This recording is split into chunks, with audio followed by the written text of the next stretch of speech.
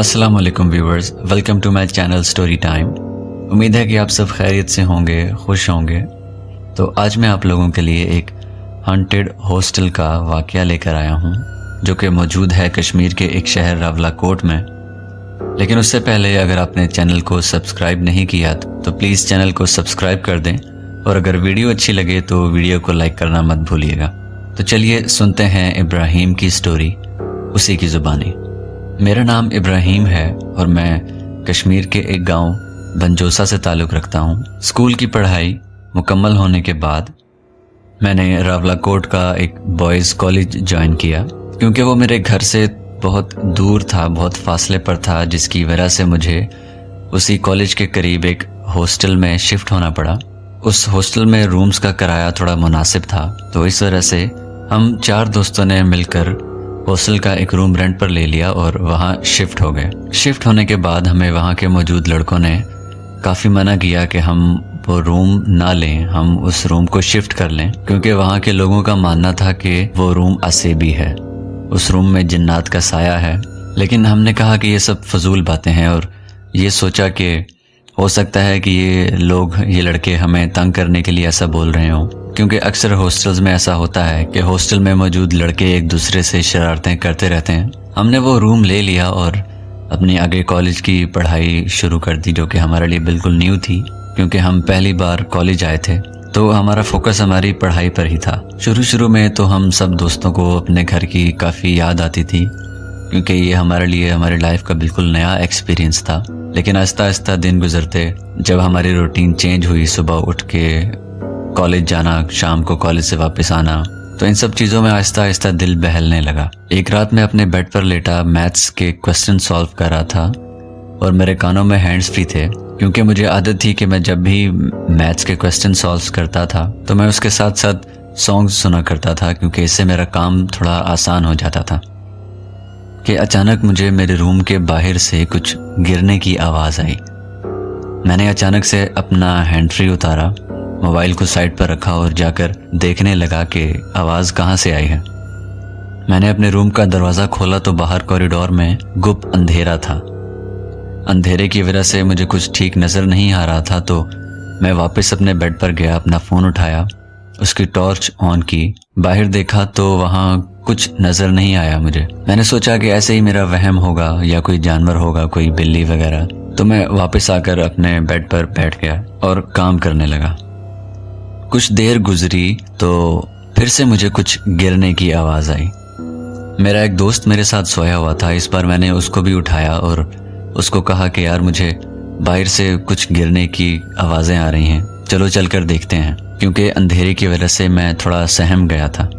मैंने अपने दोस्त को लिया, हम बाहर की तरफ गए। इस बार हम थोड़ा दूर तक गए, लेकिन हमें फिर भी कुछ नज़र ना आया। फिर हमने अपने कदम वापस अपने रूम की तरफ बढ़ाए। चलते चलते हम दोनों आपस में बात कर रहे हैं कि अचानक मुझे हमारे साथ किसी और के कदमों की आवाज़ें आने लगी। मैंने पीछे मुड़कर देखा तो वहाँ कोई नहीं था। मैंने अपने दोस्त से पूछा कि क्या तुम्हें भी ऐसा महसूस हुआ कि हमारे साथ कोई और चल रहा है? उसने कहा नहीं, मुझे तो ऐसा कुछ महसूस नहीं हुआ, ये ऐसे ही तुम्हारा वहम होगा। हम ये बात आपस में कर ही रहे थे कि अचानक तेजी से हमें अपने दाएं से बाएं जाता हुआ एक काला साया महसूस हुआ। हम दोनों डरे हुए चेहरों से एक दूसरे की तरफ देखने लगे और हमारे कदम वहीं पर थम गए। फिर हम दोनों ने अपने रूम की तरफ फौरन से दौड़ लगाई और वहां जाके रूम का दरवाज़ा बंद करके अपने बेड पर लेट गए। उस रात खौफ की वजह से हमें बिल्कुल नींद नहीं आई। जैसे तैसे करके रात गुजरी।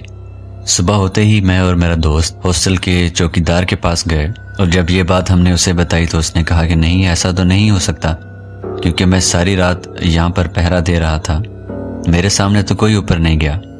हो सकता है कि कोई जानवर हो या तुम लोगों का वहम हो। लेकिन उस वॉचमैन के जवाब ने भी हमारे दिलों को तसल्ली न दी, क्योंकि उस रात हमने जो फील किया वो नज़रअंदाज करने के काबिल नहीं था। लेकिन फिर कॉलेज के लिए हमें लेट हो रहा था, तो हम वहाँ से कॉलेज चले गए। वहाँ जाकर दोस्तों से भी इस बारे में बात की, लेकिन वो हमारा मजाक उड़ाने लगे, हमें डरपोक कहने लगे। फिर हमने इस चीज़ का जिक्र दोबारा किसी से नहीं किया, यही सोचा कि ये हमारा वहम ही होगा।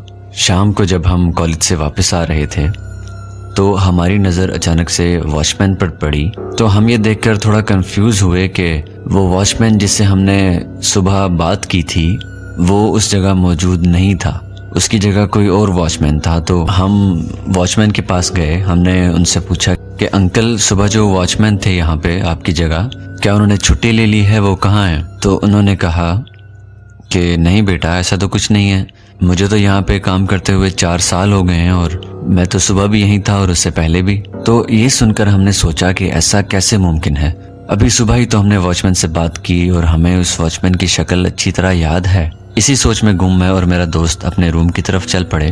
روم میں جا کر ہم بہت ٹینشن میں تھے، ہمیں سمجھ نہیں آ رہا تھا کہ یہ آخر ماجرا کیا ہے۔ اسی بارے میں معلومات لینے کے لیے ہم نے لوگوں سے پوچھا، ہاسٹل میں پرانے لڑکوں سے پوچھا، تو انہوں نے بھی یہی کہا کہ یہ انکل تو یہاں پہ کافی ٹائم سے ہیں۔